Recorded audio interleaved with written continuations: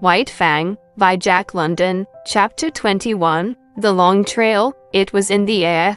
White Fang sensed the coming calamity, even before there was tangible evidence of it.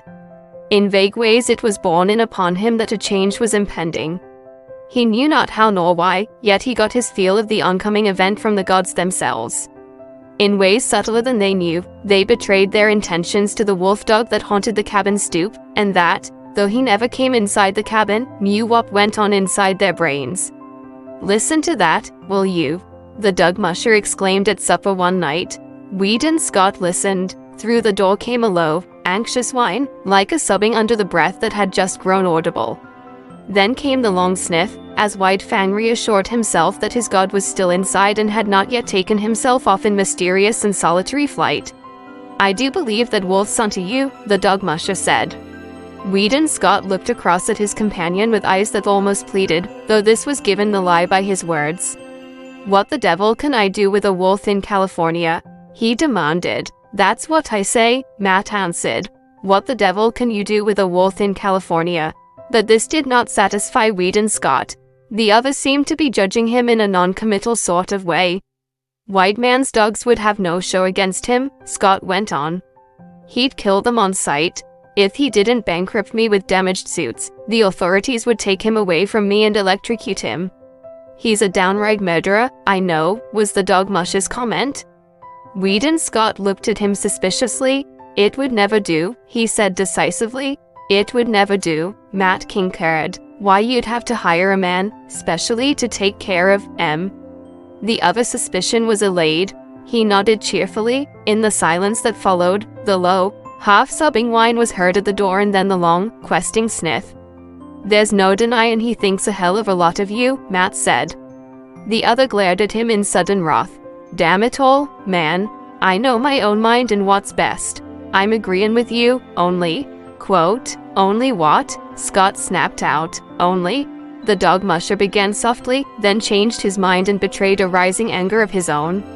"Well, you needn't get so all-fired het up about it. Judging by your actions, one'd think you didn't know your own mind."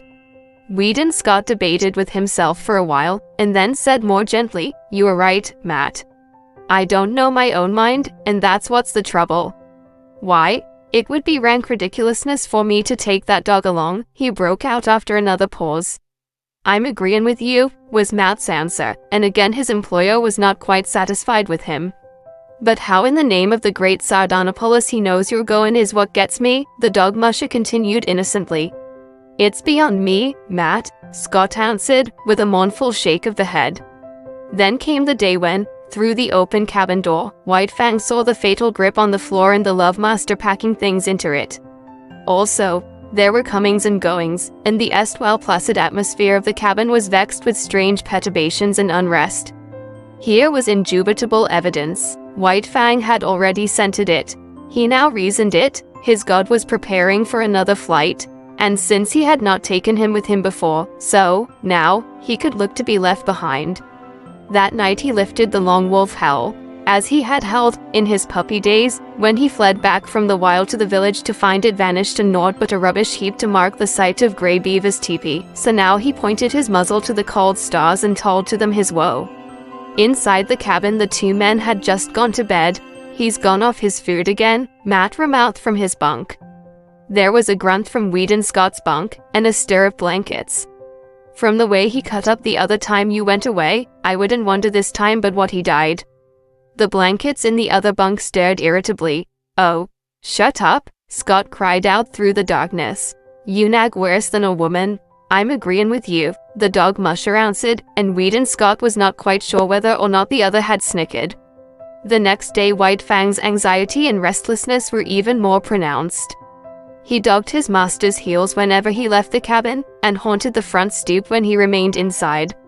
Through the open door he could catch glimpses of the luggage on the floor. The grip had been joined by two large canvas bags and a box. Matt was rolling the master's blankets and fur robe inside a small tarpaulin.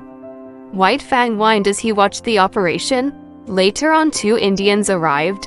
He watched them closely as they shouldered the luggage and were led off down the hill by Matt, who carried the bedding and the grip. But White Fang did not follow them. The master was still in the cabin. After a time, Matt returned. The master came to the door and called White Fang inside. "You poor devil," he said gently, rubbing White Fang's ears and tapping his spine. "I'm hitting the long trail, old man, where you cannot follow. Now give me a growl, the last, goodbye growl." But White Fang refused to growl. Instead, and after a wistful, searching look, he snuggled in, burrowing his head out of sight between the master's arm and body. "There she blows," Matt cried. From the Yukon arose the hoarse bellowing of a river steamboat. "You've got to cut it short. Be sure and lock the front door. I'll go out the back. Get a move on." The two doors slammed at the same moment, and Weed and Scott waited for Matt to come around to the front. From inside the door came a low whining and sobbing. Then there were long, deep-drawn sniffs. "You must take good care of him, Matt," Scott said, as they started down the hill. "Write and let me know how he gets along." "Sure," the dog musher answered. "But listen to that, will you?" Both men stopped. White Fang was howling as dogs howl when their masters lie dead. He was voicing an utter woe, his cry bursting upward in great heart-breaking rushes, dying down into quavering misery, and bursting upward again with a rush upon rush of grief. The Aurora was the first steamboat of the year for the outside, and her decks were jammed with prosperous adventurers and broken gold seekers, all equally as mad to get to the outside as they had been originally to get to the inside. Near the gangplank, Scott was shaking hands with Matt, who was preparing to go ashore. But Matt's hand went limp in the other's grasp as his gaze shot past and remained fixed on something behind him. Scott turned to see, sitting on the deck several feet away and watching wistfully was White Fang. The dog musher swore softly, in awe-stricken accents. Scott could only look in wonder. "Did you lock the front door?" Matt demanded. The other nodded, and asked, "How about the back?" "You just bet I did," was the fervent reply.